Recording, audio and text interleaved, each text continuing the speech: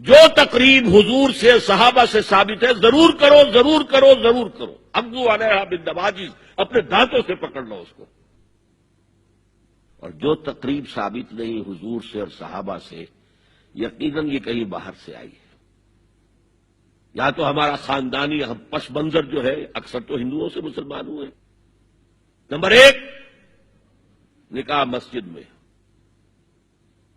حدیث موجود ہے ترمذی شریف کی روایت، اعلنوا ھذا النکاح واجعلوہ فی المساجد. نکاح کا اعلان عام کیا کرو، مسجدوں میں منعقد کیا کرو. میں حیران ہوتا ہوں کیوں نہیں علماء کرام نے اس کی طرف توجہ دلائی. عیسائیوں نے آج تک اپنے چرچ کی اور اپنے پادری کی عزت یہ رکھی ہے کہ شہزادے اور شہزادی کی شادی ہوگی وہ بھی پادری چرچ میں آئیں گے.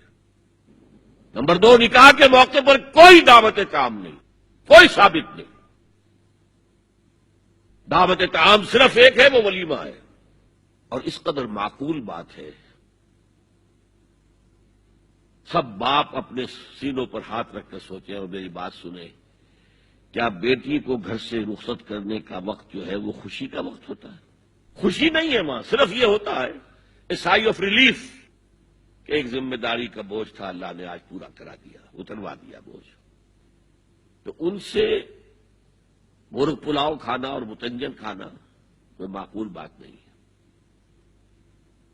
معقول بات کیا ہے؟ لڑکا، اس کا گھر آباد ہوا ہے، وہ ولیمہ کرے. اس پر باقاعدہ احادیث اولبو ولو بشاتن، ولیمہ ضرور کرو چاہے ایک ہی بکری ہو تمہارے پاس. ذبح کرو، کاٹو، کھلاؤ گوشت اپنے دوستوں کو، احباب کو. یہاں تک کہا کہ بیسا طعام الولیمہ، برا کھانا ہے ولیمے کا کہ اس میں غریبوں کو نہیں بلایا جاتا. ظاہر بات ہے مسلی کھلانے کے لیے تو ولیمہ نہیں ہوتا، اپنے احباب کو، دوستوں کو بلایا جاتا ہے. پھر بھی میں تم سے کہتا ہوں کہ جسے ولیمے کے لیے بلایا جائے وہ اگر نہیں جائے گا تو اللہ اور اس کے رسول کے حکم کی نافرمانی کرے. تو جس رسول نے اتنی تفصیل سے حکم دیا ہو ایک دعوت کا، وہ دوسری دعوت میں بھی خیر ہوتا میں بیان کرتا. جب نکاح مسجد میں اور کوئی دعوت طعام نہیں تو بارات کا تصور خلاص. بارات کس بلا کا نام ہے؟ قرآن میں تو کوئی ذکر ہی نہیں، عربی میں یہ لفظ ہی نہیں. اجتماعی طرفین مسجد میں ہوا، نکاح ہوا. لڑکی کو، حضرت فاطمہ کو رضی اللہ تعالی عنہا، کچھ خواتین جا کر چھوڑ آئی تھی اس حجرے میں جو ایک انصاری صحابی نے حضرت علی کو دیا تھا. ان کا تو کوئی گھر بھی نہیں تھا. کوئی حضرت علی آئے ہوں اور آ کر ودا کرا کے لے کے گئے ہوں. چوتھی چیز، جہیز کا کوئی تصور اسلام میں نہیں. خالص ہندوانہ رسم، خالص ہندوانہ رسم، خالص ہندوانہ رسم. ہندوؤں میں کیوں ہے؟ وہ اس لیے ہے، معقول بات ہے کہ لڑکی کا وراثت میں کوئی حصہ ہی نہیں. وہ تو جب گھر سے نکل رہے یہ دے دلا کے رخصت کر دو. دان دہیج یہ خیرات ہے، لڑکی کا حق کوئی نہیں ہے گھر پر. اسلام میں تو لڑکی وارث ہے. والد فوت ہوں گے، وراثت تقسیم ہوگی. والدہ فوت ہوگی، کوئی ان کی ہے ملکیت، وہ تقسیم ہوگی. شادی کے موقع پر کوئی جہیز اسلام میں نہیں، قطعاً نہیں. غلطی سے حضرت فاطمہ کے جہیز کو جہیز کہہ دیا گیا. وہ جہیز کیا تھا؟ ایک پیسہ بھی حضور کے اپنی جیب سے نہیں تھا. اس شادی میں خاص بات کیا تھی کہ دولہا کے ولی بھی حضور ہی ہے. اور کون ہے؟ علی کا کون تھا مدینے میں؟ اور دلہن کے والد بھی حضور ہے.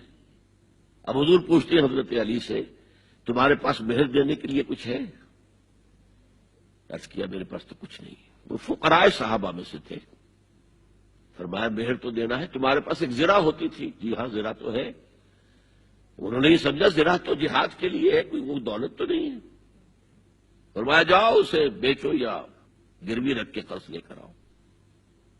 وہ گئے، حضرت عثمان نے خرید لی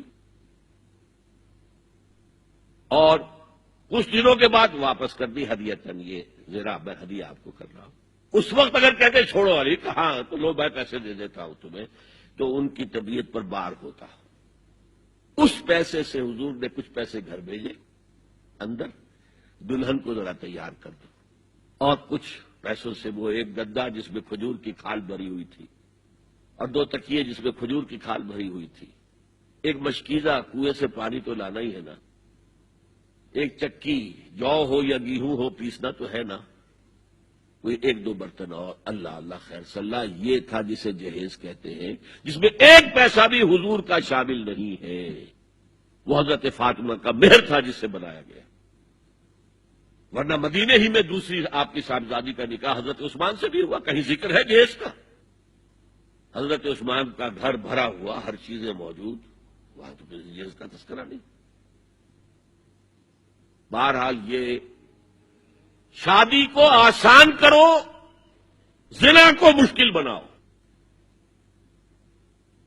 یہاں شادی کے لیے 9 من تیل ہوگا تو رادھا ناچے گی، ورنہ یہ کہ بڑی ہو رہی ہے، عمر ہو رہی ہے، سب کچھ ہو رہا ہے، لیکن کچھ تقاضے تو ہے نا، آخر کچھ تو کرنا ہوتا ہے نا، آخر کچھ نہ کچھ لوگوں کو تو کھانا کھلانا ہی ہوتا ہے نا، بارات تو آخر آئے گی ہی نا، کچھ نہ کچھ تو دینا ہی ہوگا، کوئی جوڑے کپڑے، کچھ یہ اسلام کا فلسفہ جو میں نے 4-5 باتیں آپ کو بتا، فلسفہ یہ ہے کہ لڑکی کے باپ پر 1 پیسے کا بوجھ نہیں، تو لڑکی پال پوس کے تمہارے حوالے کر دیا، اب اور کیا چاہتے ہو تم؟ سارا مرد آزماں مرد آفرین، مرد کو چیلنج دیا ہے، تم مرد ہو، مہر تم دو گے، اور سب سے بڑھ کر کیا ہو رہا ہے آج کل بھی ہوتا ہے، وہ ہمارے کچھ کام ہوتے ہیں اسلامی، وہ بھی ہے، کچھ وہی ہندوانہ پس منظر۔ نکاح کی محفل میں چھوارے کون لے کے آتا ہے؟ لڑکے والے، اور پلاؤ کن سے کھاتے ہیں؟ بھائی جس کو تمہیں مرغ پلاؤ کھلا رہا ہے وہ چھوارے نہیں بانٹ سکتا تھا؟ یہ ہے اسلام اور غیر اسلام کا امتزاج۔ چھوارے لڑکے والے لے کر آئیں گے اور پھر دعوت اڑائیں گے لڑکی والوں کی طرف سے۔